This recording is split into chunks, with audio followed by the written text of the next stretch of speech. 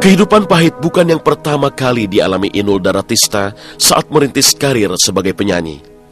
Ia pernah disekap selama 40 hari di Pulau Batam, nyaris diperkosa sang produser genit, dan nyaris dijadikan pekerja seks komersial, dan nyaris jadi tenaga kerja wanita di negeri tetangga. Ya itu nyanyinya aku masih belum ngetop banget, masih setengah jalan ya waktu itu. Tuh aku terima job itu nyanyi dibayar 75.000 ke Batam. Tapi nyanyinya 75.000 kan besar Mbak, orang aku waktu itu nyanyinya bayarannya cuman 12.500 apa 20.000 gitu. Jadi aku waktu itu dinaikin 3 kali lipat. Berapa kali job saya dikasih gitu. 10 kali gimana, mau nggak gitu. Wah 750.000 itu kan banyak. Udah bisa beli apa-apa lah gitu. Aku kalau nggak salah naik kapal Dabon Solo, kapal yang gede itu. Tapi dari situ aku tuh udah feeling nggak enak, karena aku kan kayak dimasukkan di dek yang paling bawah, yang ekonomi itu loh, yang dikasih busa kayak gini nih putih, gitu. Tidurnya apa ngemper gitu. Saya diajak disuruh ganti baju pakai rok mini, suruh dibawa ke diskotik, diskotik Batam. Terus itu serem deh. Ya disuruh nemenin tamu gitu. Terus akhirnya aku pulang, aku nggak mau gitu kan. Itu udah 3 minggu.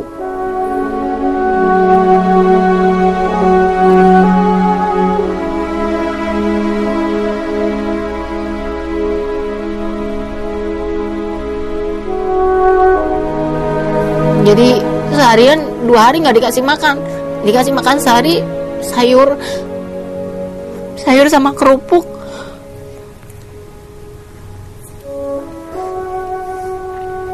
Sama teman-teman saya nggak tahu rimbanya kemana karena dipisah-pisah akhirnya. Jadi rombongan 20 orang itu 2 pergi, 3 pergi. Akhirnya tinggal aku sama teman aku perempuan itu dan penyanyi 2 orang. Terus akhirnya dipisah juga. Akhirnya aku sampai minta tolong, sampai nangis-nangis. Akhirnya saya minta tolong sama istrinya, saya ini orang baik-baik. Saya bilang, saya di sini memang niat kerja, tapi saya nggak kepengen saya jadi dibawa untuk nemenin tamu gitu kan. Aku 4 hari kan nggak dikasih sangu, nggak punya uang sepeser pun. Jadi aku ngamen di situ di tangga kapal itu sama teman aku, dan saking kepengen ngasih tahu keluarga bahwa aku baik-baik aja, aku bawa oleh-oleh. Dan oleh-oleh itu kan di dek ekonomi itu kan ada orang jualan-jualan gitu kan ya. Jadi leles aja di situ. Ya ada orang ngasih kita nyanyi ngamen gitu kan. Ada orang ngasih minuman kalengan gitu kan. Aku nggak minum, jadi aku masukin di tas karena kan kalau di Batam itu minuman kaleng itu kan bagus-bagus ya. Jadi aku bawa pulang. Jadi aku kasih tahu emak, nih oleh-olehnya minuman ini. Jadi kayak gitu lucu.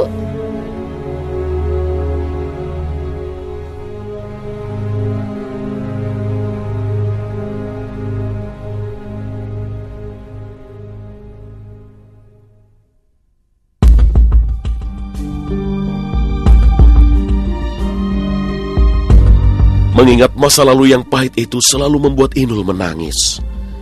Masa lalu yang ingin dilupakan tapi tak pernah bisa terlupakan. Bahkan ketika ditawari untuk hijrah ke Jakarta menjadi penyanyi ibu kota, Inul sempat ragu dan memilih jadi penyanyi panggung dari kampung ke kampung. Inul tidak mau silau dengan gemerlap kota Jakarta.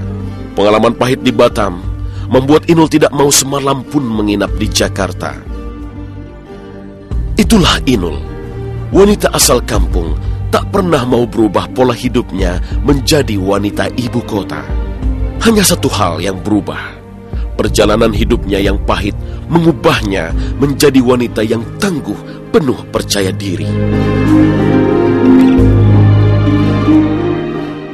Hijrah ke Jakarta itu aku lupa ya. Cuman memang pada saat itu satu orang yang aku kenal, yang aku harus banyak terima kasih sama dia adalah Yoni Dores.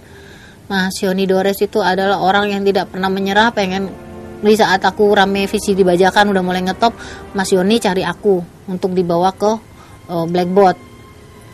Dan aku tidak mau, karena memang waktu itu aku pernah pengalaman jelek juga.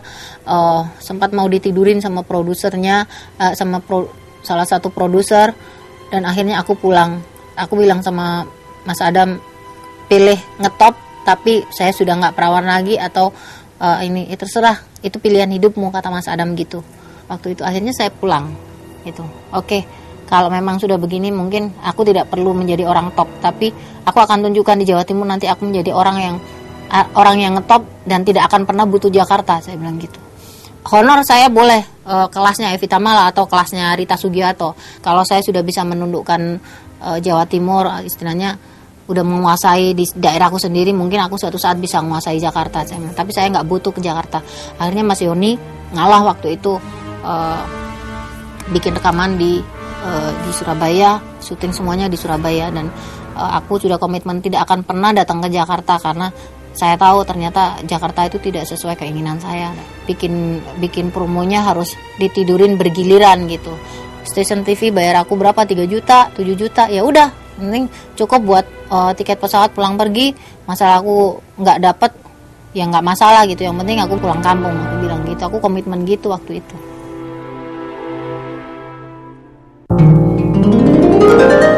Kesuksesan Inul pernah diikuti pedangdut lain dengan meniru goyangan ngebornya.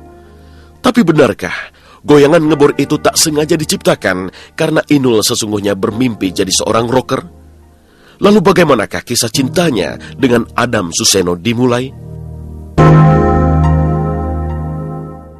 Kesatu pasti bangga ya, karena kan dari satu keluarga itu ada juga ya, maksudnya begitu banyak dikagumin orang gitu. Walaupun ada pro dan kontra, itu kan hal biasa dari masyarakat ya, responnya seperti itu. Tapi buktinya kan sekarang dia bisa membuktikan gitu loh, bahwa dia memang menunjukkan hal yang baik dengan profesinya dia gitu. Oke-oke aja sih, kita sih yang pasti sekeluarga mendukung dan support dia. Dia bilang harus ingat orang tua. Apapun kegiatan kamu, apapun rezekinya, segala macam harus tetap hormat sama orang tua. Itu aja pesannya yang selalu dia ulang terus. Memang tante orangnya ini kok perhatian ya gitu. Dia pagi-pagi udah masak bangun gitu kan. Dia masakannya enak juga loh. Jadi aku sampai ketagihan, aduh tante ini apa sih resepnya? Dia nggak mau bagi gitu. Sampai sekarang aku kepengen banget, tante bagi dong resepnya gitu. Kalau ngomong suara Inul terus terang aja, saya nilai penghayatannya cukup bagus, tapi warna vokal dia bukan warna vokal yang benar-benar jualan. Dia cuma menang goyangnya itu, orang nggak gampang bisa ikutin. Ya ketemunya kan karena Mas Adam dia punya ada toko di Jalan Raya yang dimana aku setiap hari lewatin nyanyi. Ya Beteng Trisno Jalaran Soko lihat tiap hari katanya gitu. Cuman waktu itu memang nggak ada cinta karena memang masih umur 15 tahun.